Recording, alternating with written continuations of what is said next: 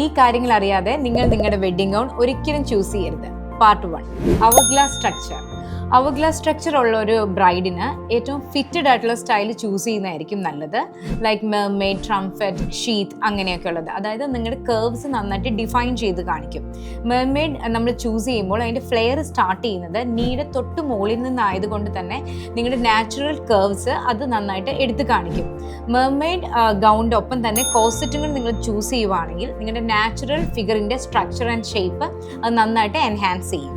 Peer body type. ഇതിനെ ഏറ്റവും നന്നായിട്ട് ചൂസ് ചെയ്യുന്നത് എ ലൈൻ അല്ലെങ്കിൽ ബോൾ ഗൗൺ ആയിരിക്കും. ഇവിടെ നമ്മൾ ഫോക്കസ് ചെയ്യേണ്ട ഏരിയ എന്ന് വെച്ചാൽ എങ്ങനെ അറ്റൻഷൻ നമ്മുടെ ഷോൾഡർ അല്ലെങ്കിൽ നെക്ക് ലൈനിലേക്ക് കൊണ്ടുവരാം എന്നുള്ളതാണ്.